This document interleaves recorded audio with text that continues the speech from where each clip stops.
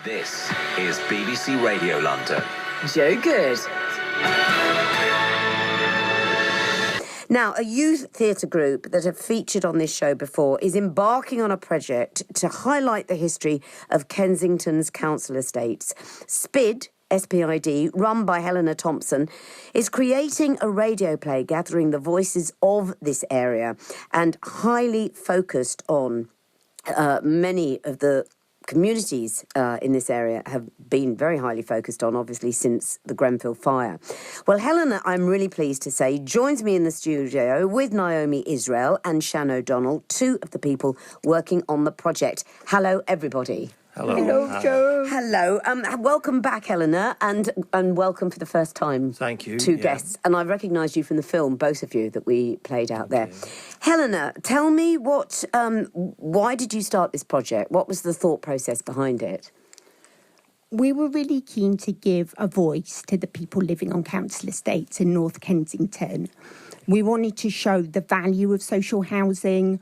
We wanted to prove that it fosters community, that the relationships there are strong and powerful, and that in light of events such as Grenfell, listening to residents of social housing is crucial. We've got to make sure that some good comes. Before I talk to our two contributors here, how tricky was it? I mean, the local community trusted you anyway, because you've worked down there a long time, haven't you? Yeah. But how tricky was it finding people who wanted to talk? I mean, I love the film that I've seen, because there are people who are so proud of what they come from.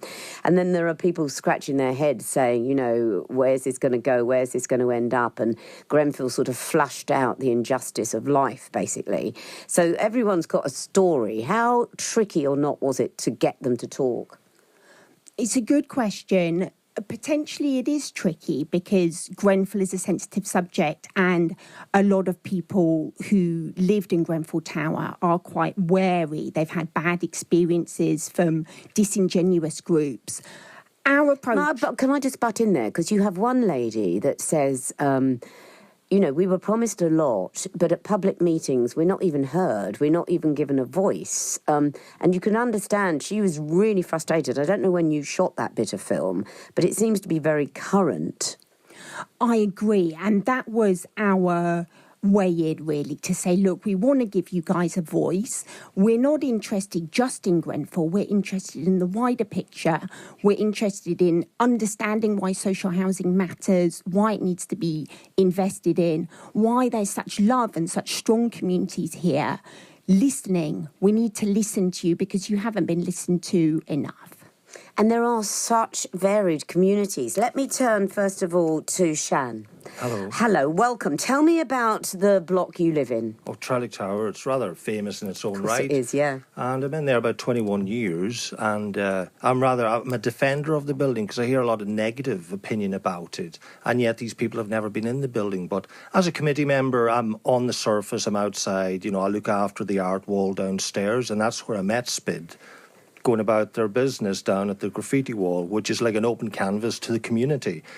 And that in itself may get built over in a few years with 120 units in front of Trellick. And again, the consultation by the council was more or less a meeting whereby they told us what's going to happen, you know, the way it was set up, etc. So, you know, that may happen pending funding, etc. But I've never seen that art wall before.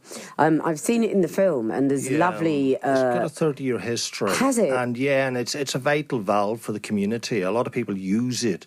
And it was a rather negative place for prostitution, drug use, all the rest. It really was, until the artist took hold of the space again. An original place on Warrington Estate, just across the road, that's been redeveloped, and the ball court there was an original graffiti Hall of Fame.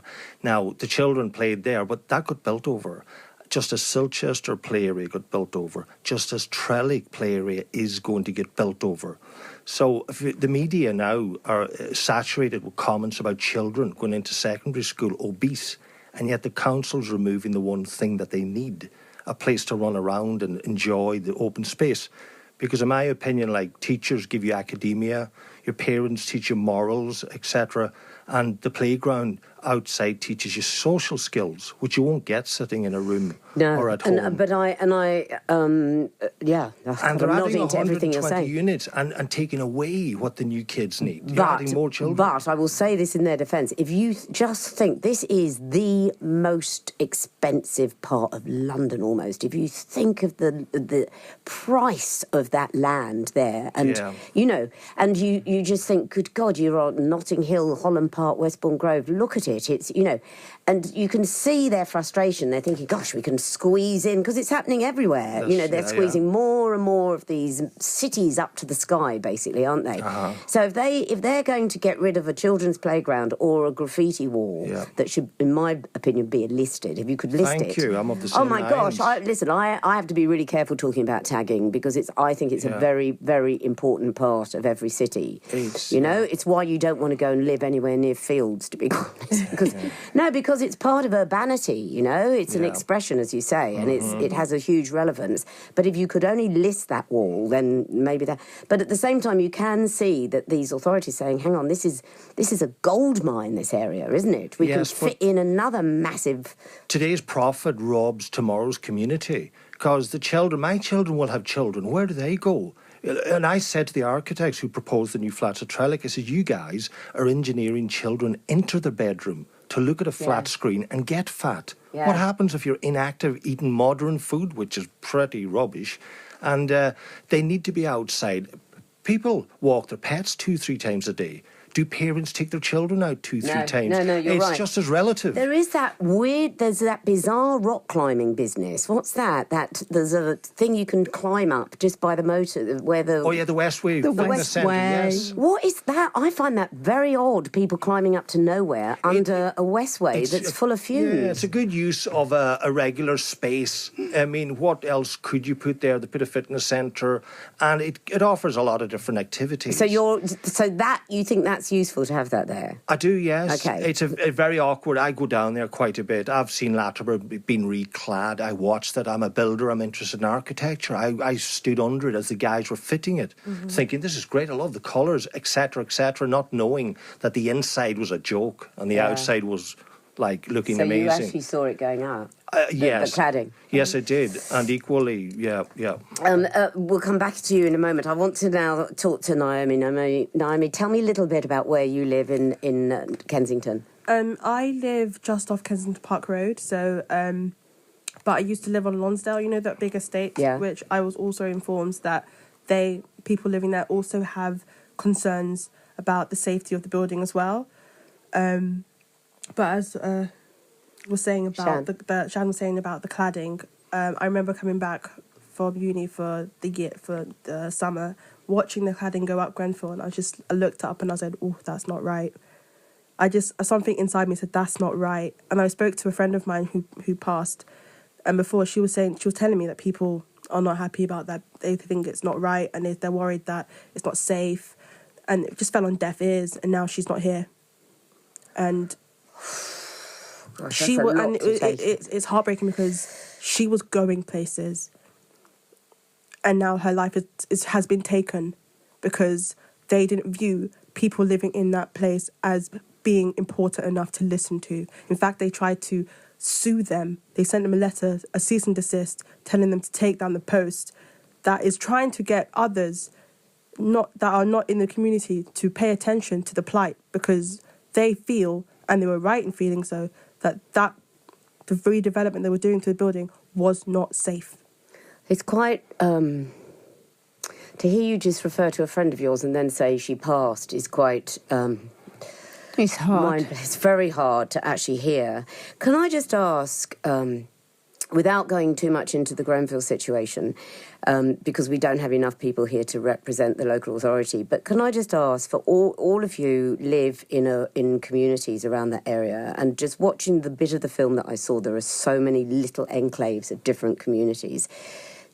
Since Grenfell, has that made you turn into each other more, do you think? Has it made you more community-minded than before? Definitely. A part of me, since the whole area... Because it always used to be this way. And then as time got on, the area got more gentrified, and I thought that part of the community had gone. And then Grenfell happened. It showed me, no, it's very much still alive. If anything, it's reignited it. But they've listed a lot. Trellick's listed, isn't it? It is, yes. And I'm looking. I think most of the blocks are now listed, aren't they? I'm not sure. Am I right in thinking that I think I wrote down that Kensal House, Grade 2? Yeah. Yes. That's Grade 2. right. And also the talking about, and this is what's so, the juxtaposition, this is pure London, isn't it? So you've got all these tower blocks that we've become quite affectionate towards. I mean, you're very affectionate towards the block that you live in. So, you know, with the brutalist architecture, whatever you want to call it, has now, you know, It's in vogue. well, they're villages up to the sky, aren't they? Then you've got these squares, these garden squares. Is it 16 garden squares, I think? Something like that, that's right. And it's very much them and us then, isn't it? These squares in London are all, I always worry about these because a lot of them you need a key to actually get into. Yeah, But I think the ones in your area are all open. I think there's a lady who lives in Stanley Gardens that you interviewed. Yeah, and she's so proud of that park and of the fact that different people can come together, like the graffiti park, or even like the Westway, really, the value of these community spaces which are open to everyone and which bring different types of people together. That's what we need. We need to make sure that the poor are listened to by the rich and that people from all kinds of different backgrounds engage positively in shared space. So can I ask then, can I ask you, Naomi, and can I ask you, Shan, before Grenfell, did you think there was great... do you think the rich and the poor were listening to each other? Do you think there was natural diversity in that area?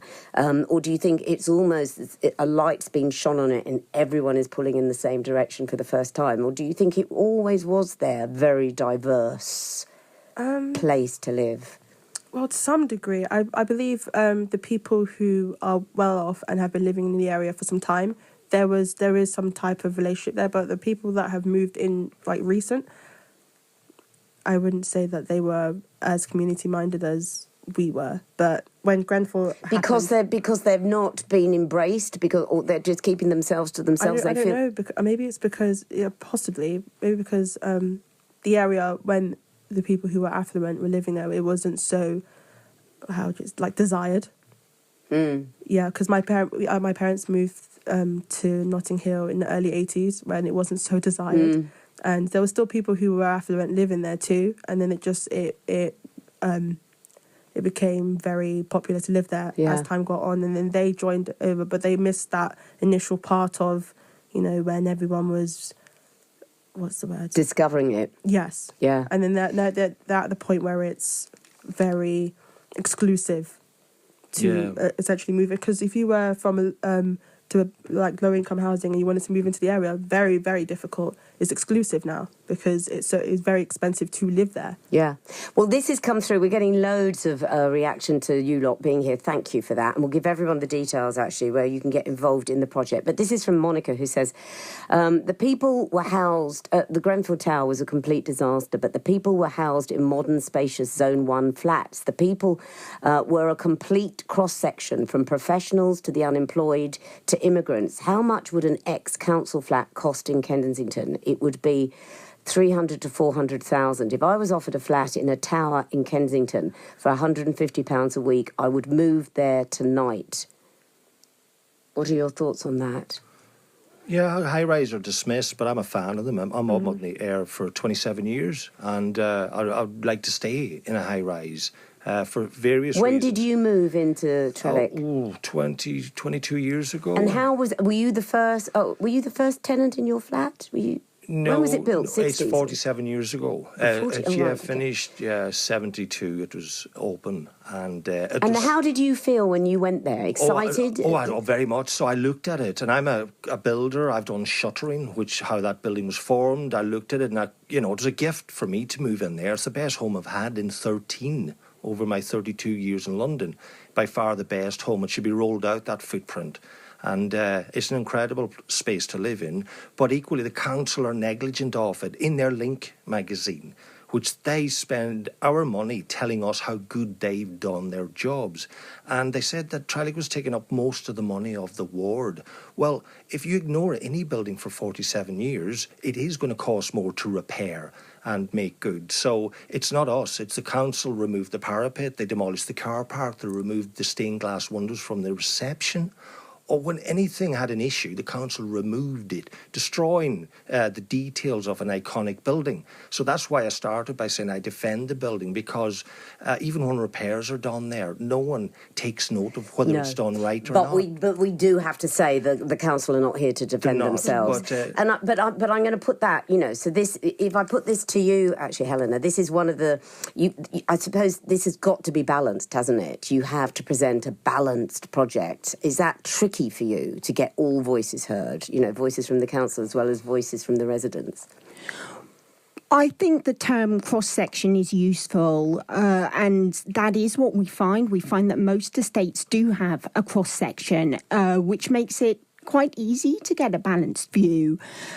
In terms of the council's position, I know a lot about what's going on estates all around London, and certainly a good 100 of them are under threat of demolition. Frequently, in the run-up to demolishing them, they are run down on purpose.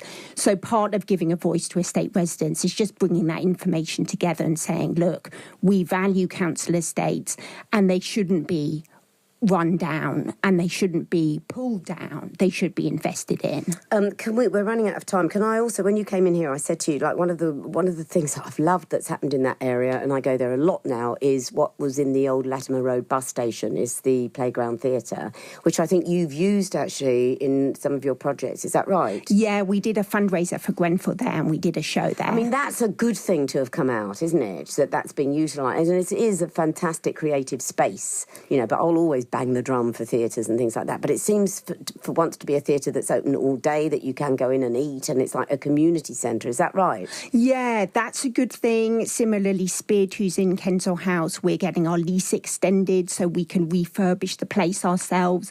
That's a good thing. Anything that empowers the people who really are living and working in social housing is positive, and that's what we need. Right. Now, if people want to get involved in the project, and that includes making a comment about the graffiti wall, how can they do that?